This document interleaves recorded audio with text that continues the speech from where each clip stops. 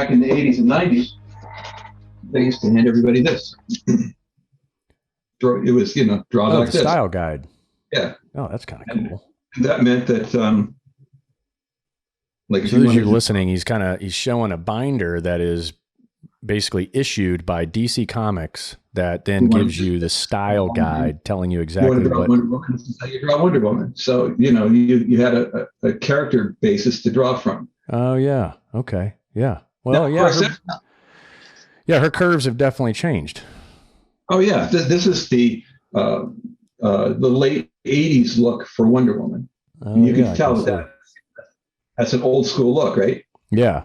Right out of the gate, first time I got to draw Batman, I did a 12-issue run in 1985, and we had this idea to create this supervillain for Batman. I had no idea that he was going to take off and become like one of the great Batman villains. You do stuff like this. It's like, hey, I got an idea.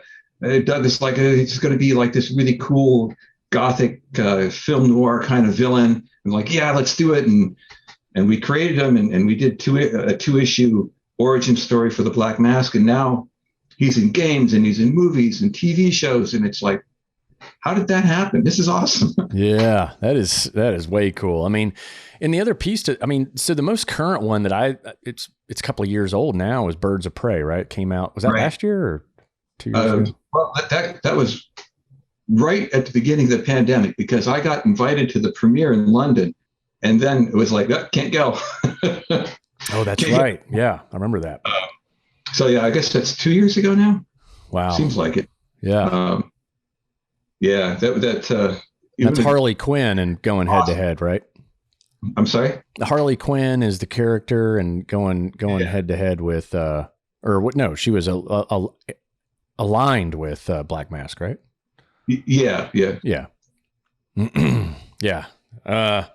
That's super cool. So that's and then your influence on Swamp Thing.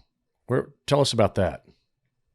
Well, I've probably, over the years, the first issue that I ever did of Swamp Thing was 1981, I think. And my wife, Jen, and I, Jen is also a comic book artist. We really started at the same time, 1979. And we met at the Kubert School, which is a school that trains people to work in this business. So we've been together all that time, and sometimes we work in the same projects together. So we're walking around San Diego Comic-Con, and a writer that we know came up to us and said, "Hey, you guys want to do an issue of the Swamp Thing?" This is when we're, pretty fresh out of the barrel there. So we're like, "Yeah, absolutely, we'd love to do that." So that was my first issue of the Swamp Thing. Jen and I did it together. Oh, nice.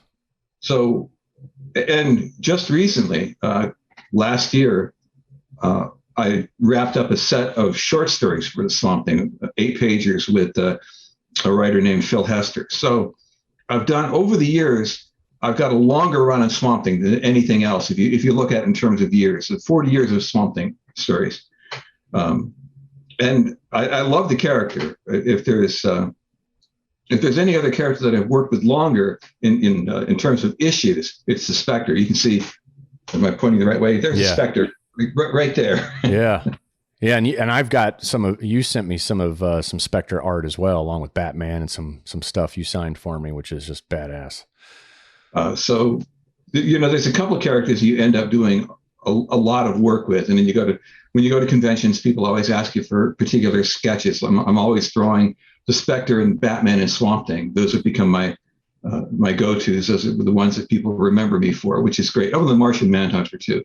Yeah. And sometimes people will say, "Well, don't you ever get tired of drawing these guys?" I'm like, no, I love drawing them. This is what the fact that I got to do this at all. I set out to draw these comics, and the fact that people love it, it's fantastic. I'm thrilled that people care at all that I did this and continuing to do it. You're on your way and you're approaching the cabin, and you are about 30 feet from your cabin when you hear a groan. You look back, and the dead bodies have reanimated and appear to be zombies coming your direction. All right, so do you run towards the back of the cabin where your car is parked about 60 feet away, or B, just get inside, which is 30 feet away?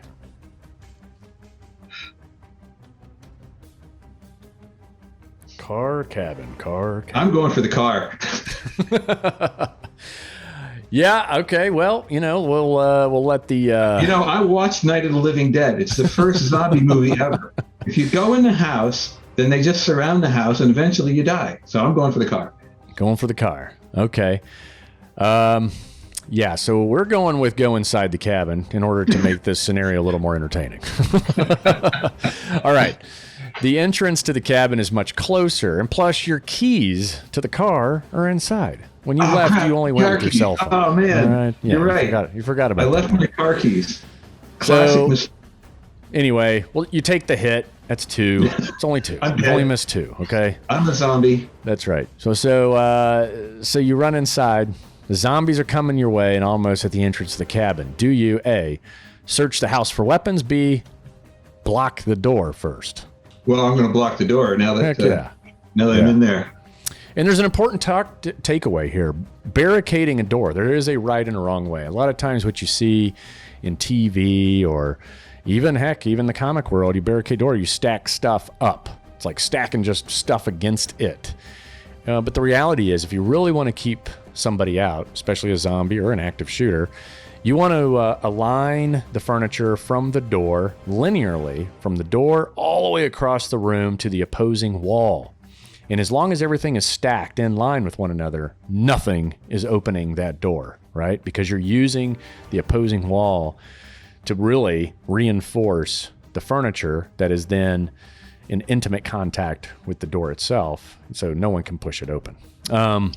So you do it the right way. Weapons are important, but you just need to stop them from getting inside first.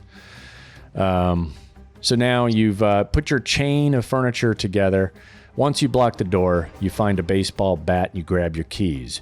You sneak out of the back and you get into your car, right? Before you get in the car, you encounter a couple of zombies, all right? Which you bash in their skulls and you do a good job. They basically like explode when you hit them. Now that you've made it into your vehicle, you floor it and you mow down a couple of zombies along the way. All right, so last question, okay? Do you A, get on the highway, don't stop driving until you are far, far, far away? Or B, go to a nearby military base that you noticed when you were driving in? Now, I know you've watched some zombie movies, so. I love a good zombie movie. Yes. I think I'd go to the military base. So the zombies equipped with body armor and guns. Let me ask you a question. Were the zombies dressed in military gear? Well, I mean, in the movies, anytime they go to the base, all of a sudden it's zombies with. But just in case the base was infected with zombies, you don't want to get caught up with a bunch of trained personnel turned zombie. So for this one, we recommend you just keep on going and get as far away from humans as possible. You're listening to Can You Survive This Podcast? Thanks for tuning in. Please make sure to subscribe, rate, and share on the iHeartRadio app, Apple Podcasts, or wherever you get your favorite shows.